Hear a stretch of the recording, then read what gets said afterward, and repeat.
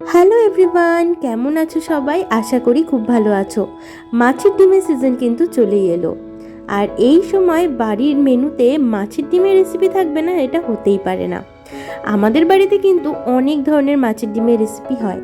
যেমন মায়ের হাতের ফেমাস রেসিপি হলো মাছের ডিম দিয়ে চচ্চড়ি, এছাড়া মাছের ডিমের বড়া ভাজা, মাছের ডিমের বড়া দিয়ে ঝোল, আর আমার সবচেয়ে প্রিয় হলো এই মাছের ডিমের ঝুরি ভাজা। তাই জন্য তোমাদের সাথে একটু শেয়ার করে নিই। শুরুতেই কড়াই গরম করে দিয়ে দিয়েছিলাম সামান্য পরিমাণ সর্ষের তেল, তাতে পেঁয়াজ আর কাঁচা লঙ্কা নুন দিয়ে সামান্য ভেজে দিয়ে দিলাম মাছের ডিম। অনেকেই আছো যারা এই মাছের ডিমটাকে কিন্তু সেদ্ধ করে তারপর ভাজো, বাট আমি এক্ষেত্রে কিন্তু কাঁচা অবস্থাতেই দিয়ে দিয়েছি। তাতে কোনো অসুবিধা হবে না, যেহেতু পেঁয়াজ আছে তো মাছের আঁশটে গন্ধটা কোনো ক্রমেই থাকবে না।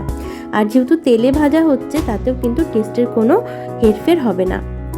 এরপর সামান্য হলুদ গুঁড়ো দেবো, সামান্য মানে কিন্তু সামান্যই দেবো। বেশি হলদে হয়ে গেলে না মাছের ডিমটা খেতে আমার ভালো লাগে না, তাই এই হালকা হালকা হলদে কালারটাই কিন্তু বেশ পছন্দ। এরপর কিন্তু একটু নেড়ে চেড়ে নিচ্ছি। আর আমার এই মাছের ডিমের প্রতি একটা আলাদাই আকর্ষণ, মানে মাছ কিনতে গেলে মাছের ডিম মাস্ট, মানে এই বর্ষাকালটাতে খুব ভালো লাগে। তোমরা কে কে আছো যাদের মাছের ডিম খেতে ভীষণ ভালো লাগে, আর কোন রেসিপিটা ভালো লাগে আমাকে সেটাও জানিও, তাহলে নেক্সট টাইম তোমাদের জন্য না হয় অন্য একটা রেসিপি শেয়ার করব।